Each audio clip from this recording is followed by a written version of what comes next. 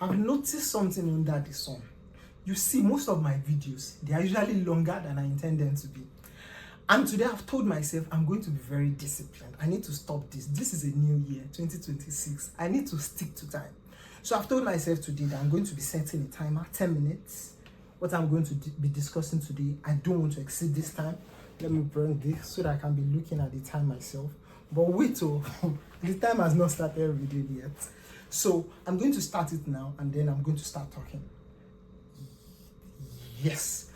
So what I'm going to be talking about today, these questions, they are a set of questions that African countries have to answer if they are serious about development. You see, there are no countries all over the world that's developed without properly answering these three questions. There's no gainsaying them. There's no shortcut around them. You have to answer them properly before you can develop. And the first question is the question of what. The second question is the question of how. And the third question is the question of when. You see, the question of what is the question of vision and foresight. The question of how is the question of a roadmap and a blueprint. And the third question of when is the question of timing. Simply put, you see, what I'm talking about, they are not just something that I just woke up and I just decided in myself. No. This is a result or synthesis of the minds of some of the best thinkers. For instance, Thomas Sowell, one of the best economists of the last generation. And then you also have Darren Acemoglu and James A. Robinson, Nobel Prize winners in political analysis and economics. And if you look at the world empirically, the world before, the world now, how it is, observe how nations that have grown, there is no way that you wouldn't in one way or the other arrive at this conclusion that these are fundamental questions that every country around the world have developed, have answered in one way or the other. So as I've said, the first question is the question, let me look at the time. Good. The first question is the question of what? And this is the question of a vision and foresight for a nation. It starts from the leaders and then it flows down to the followers. You see, for over the last century, African countries, even up till now, African countries unfortunately have been bedeviled with some of the worst set of leaders that have ever been seen. You see, let's start from is it John Bidel Bokassa of Central African Republic that threw a lavish ceremony to celebrate his empire, an empire that has not conquered any nation. He invited leaders from all over the world, spending millions of dollars that his country could afford to plan a coronation ceremony in which many of those that were invited did not show up.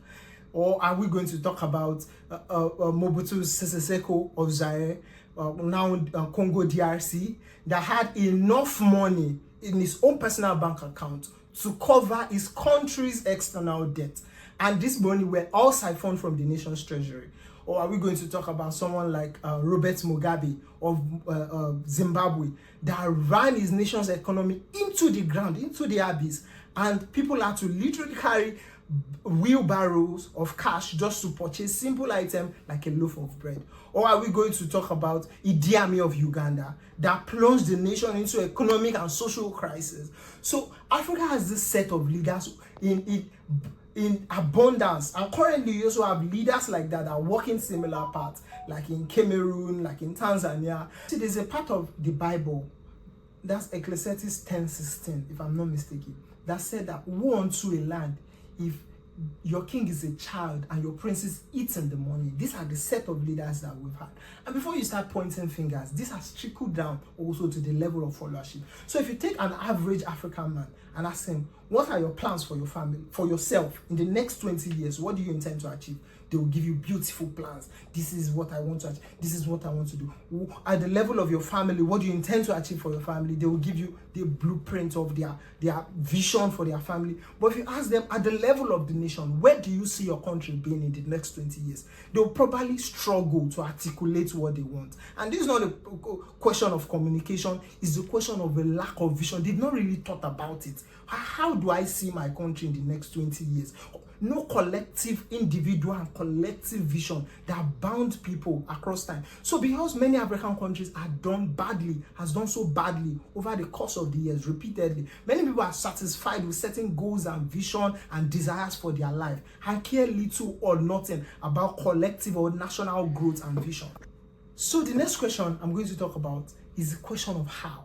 You see, there's a scholar, Makwa Matua. He said one of the greatest challenge that Africa has is the challenge of identity, political, cultural, economic identity. You see, this is also an overflow of colonial subjugation. Many Africa are currently struggling with how they want to model their growth in terms of what economic system do you want to adopt. Should you be socialist? Should you be capitalist? Should you be a mixture of both?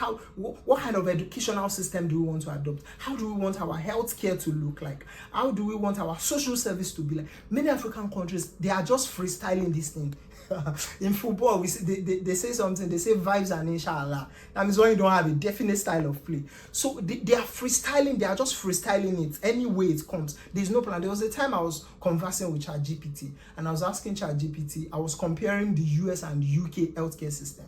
And eventually I was asking ChatGPT that the UK model seems more like a socialist, state-led intervention model for the healthcare system. And ChatGPT agreed and contrasted the US model as a more free market and capitalist-based healthcare system. And then I asked, how is Nigeria and Ghana's healthcare system modeled?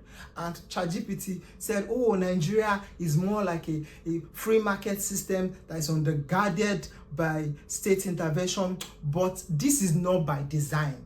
He said it is by chaos. I held on to that one. It is by chaos. So when he's saying like most African countries are trying to be pragmatic, they are trying to work things as they come, it's not because it's intentional. It's just because they are just doing it the way it comes to them. There's no definite roadmap or blueprint. Countries that have developed, there was a time I was working in another country outside of Nigeria. I was working on a group, a working group that was created by the government, and it was a climate adaptation foresight group. And the interesting thing is the problem had not yet arisen in that country. So when we're looking for examples to quote, we had to look to external countries that face these challenges, but this country was preparing to address the problem before it even arose within their own territory.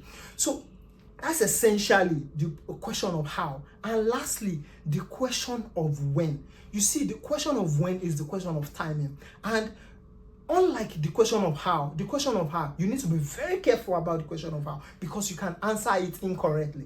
You can select a model that might not work properly for you. You can select a model that is not suited for you. You can select a model that has been shown not to work properly. So you need to be very careful, paying attention before answering the question of when. But the question of how, rather. The question of how is a very technical question, and you have to take your time. But the question of when is a simple, straightforward question. The question of when, the correct answer to that question is, the correct answer to the question of when is now.